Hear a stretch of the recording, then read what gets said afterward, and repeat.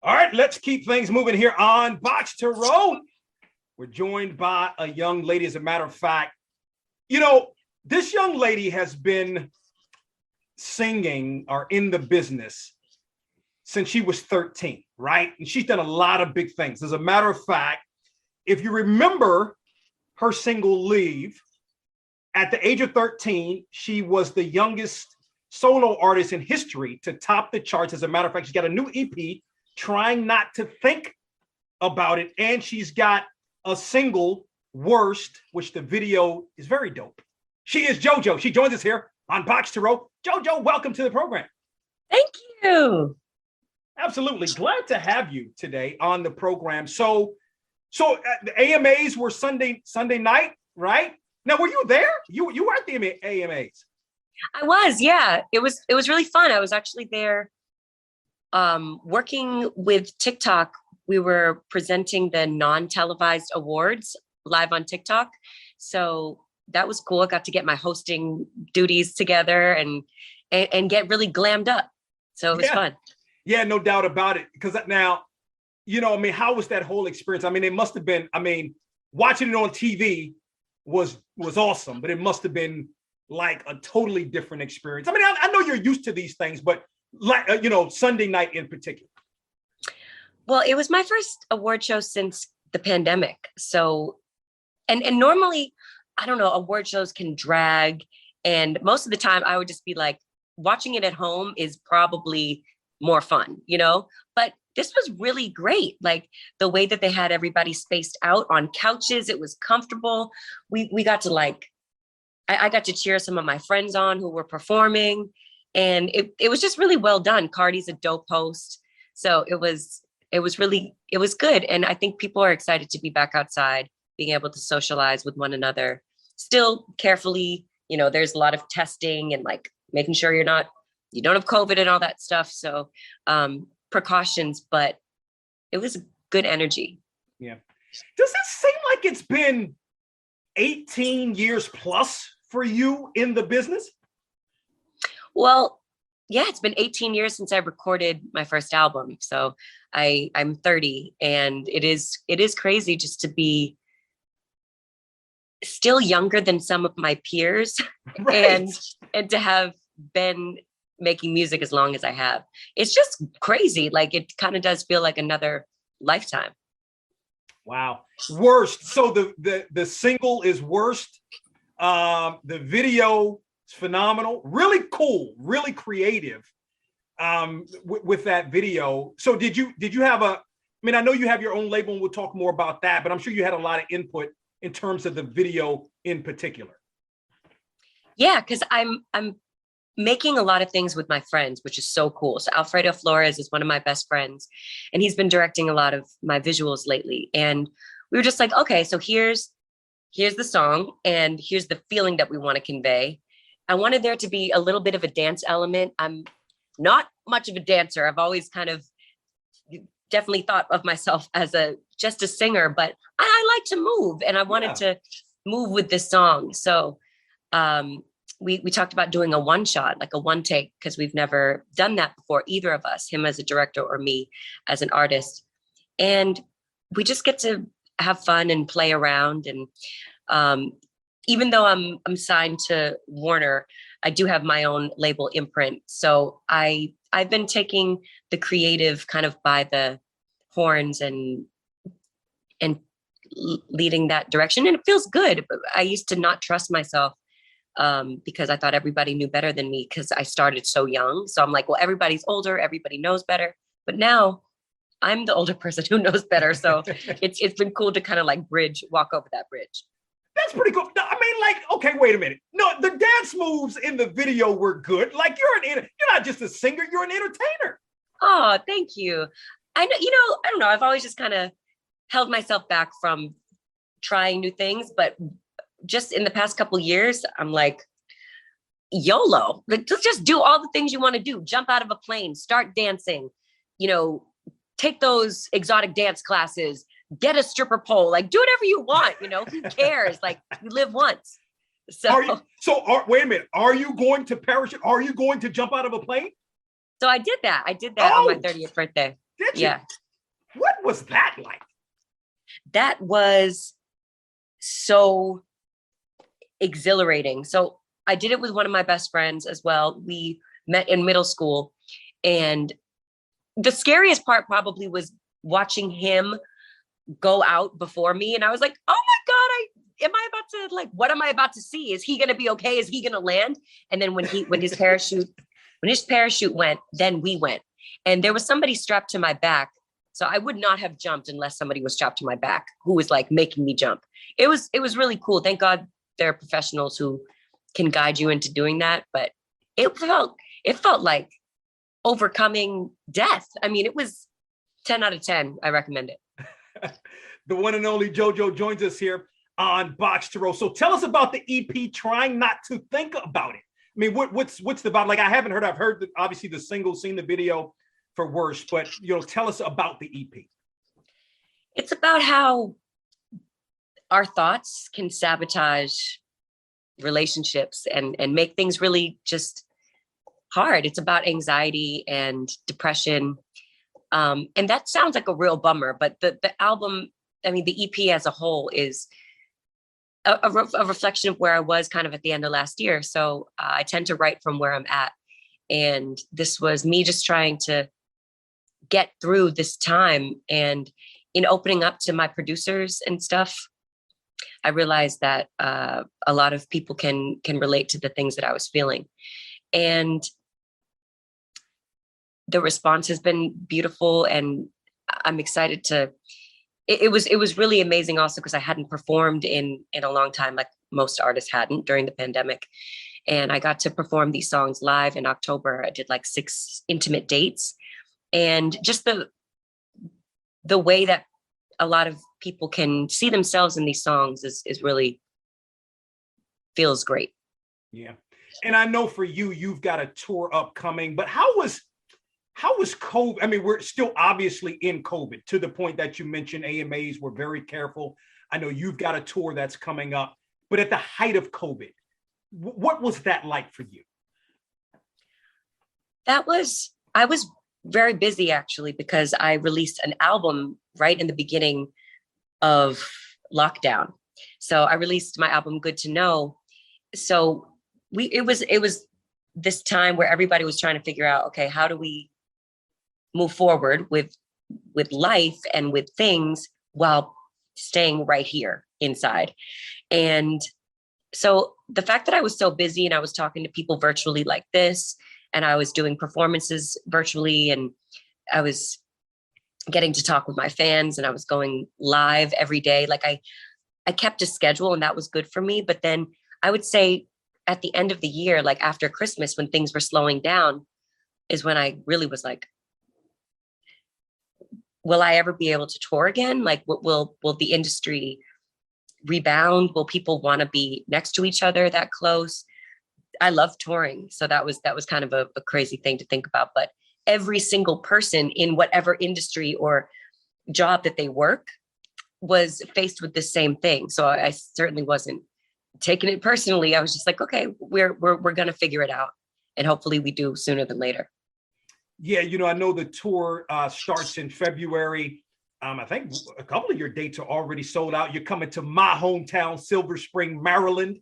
Yes. Right? Yeah. So speak to that. I know you got to be excited for this tour, which is going to be obviously different and better than maybe the last time you were on tour. And I know you said you were doing some things virtually, but I mean, it's been a while, I guess is my point. Yeah, it's so different doing things virtually than feeling that energy from an audience.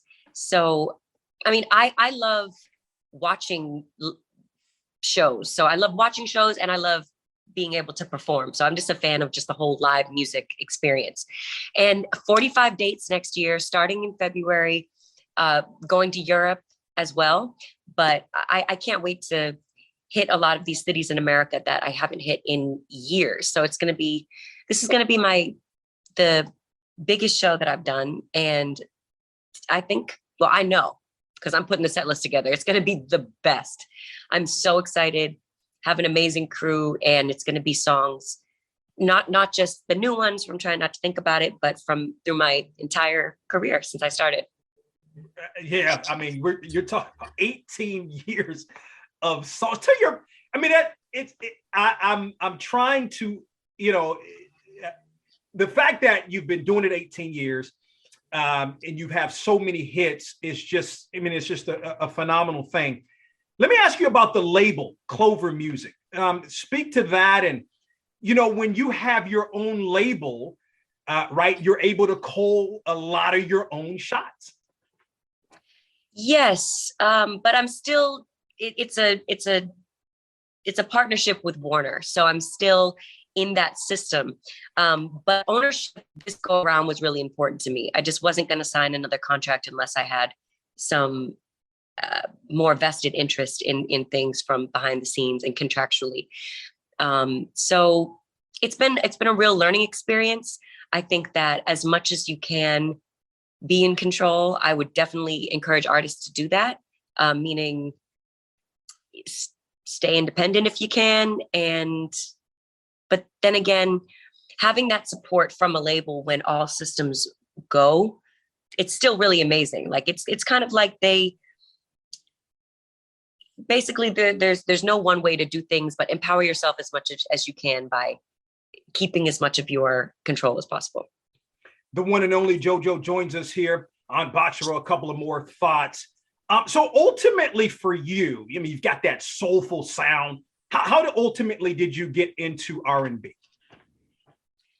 I don't remember not being in R&B, actually. It's my first single when I was 13 was a surprise for me that people liked it, because I didn't really like that song.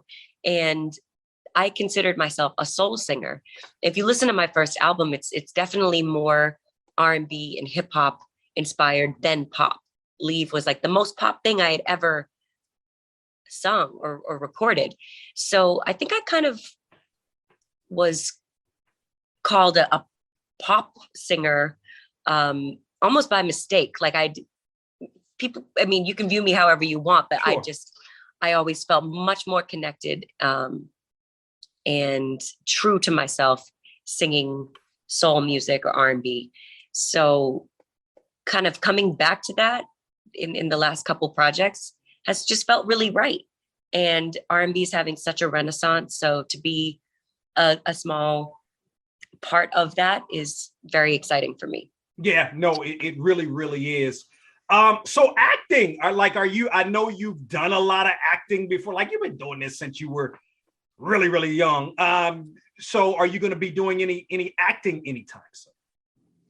Yeah, I've been wanting to for a while, and just was getting, if I had an audition or if I got an opportunity, it just didn't feel like the right thing. But I have this opportunity and I have this arc on a television show that's coming out next year. And I can't wait for people to see it because it's one of my favorite shows. I'm like personally invested in it.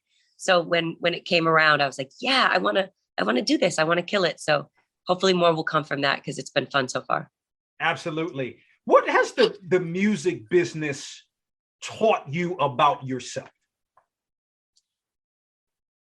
The music business. I mean, I always thought that I had a thick skin and that I was hard to, just that I was a tough girl. But I think what the music business has taught me is that yes, I'm tough, but I'm also really sensitive. And that can be a good thing or a bad thing. I've taken things personally when now I realize that it's not personal. It's just that this is an industry, it's a business. And when you're dealing with a corporation or you're dealing with a publicly traded company, things are just, going to be dollars and cents. And you kind of have to remind yourself that while you're a person, you're not always being perceived as a person. You're kind of just moved around or looked at as a product. So I've learned about my sensitivity and my threshold, I think. What kind of advice do you kind of give to young people as still a young person, right? But one that kind of came up early teen years. any particular advice that you give to young people from your own experiences? I would say hold on to your own as much of yourself as you can, whether that's your writing, your performance royalties. Like if you are going to get into a contract, just understand what that means and really make sure that you have good representation and that you're coming from a place where you know that you're bringing so much to the table. Because I think oftentimes the industry will make you think that they're doing you a favor. But at the end of the day, the industry can't exist without artists. So, empower yourself to remember that and build up leverage as much as you can, because this is a game of leverage kind of, So be savvy and try to also like have a life outside of this craziness, because this isn't all there is. There's a whole world out there, and you deserve to like explore those aspects of yourself and the world, as opposed to just trying to, chase after a certain thing. JoJo, I can't let you get out of here without talking some sports. So now you came up in Foxborough. Yes. Massachusetts. Like I know see you love sports. You got all these sports memorabilia pieces behind you. Yes. Love sports. Yes, definitely. But I mean, I know you had to go to some Patriots games, right? Coming up in Foxborough, right? I think I've been to like a total of 5 Patriots games in my whole life, which makes me a really bad New Englander. It does. Yes, it makes me really bad. Like, they're gonna take away my New Englander card, my masshole card. I think I've sung at a few games. Like I've sung the national anthem at some Pats games. I remember I went on like one of my first dates, like real dates, when I was maybe 17 or 18 at a Pats game. And that was cool. But besides that, I don't even know that much about football. So I'm sorry that I can't talk sports with you. But I know we're pretty friggin' good usually. So yeah. I would say, so Celtics, have you been in any Celtics games? Yes, I used to go to Celtics games a lot, actually. I used to live in Southie, which is not far from where the TD Bank North Garden is. So I would go there a lot. And I do like basketball. It's fun. I think I'm going to what is the Philly team? 76ers? Oh, the 76ers, yes. Yeah, I'm going to a game in a couple weeks. So that'll be fun. Is it against the Celtics by chance?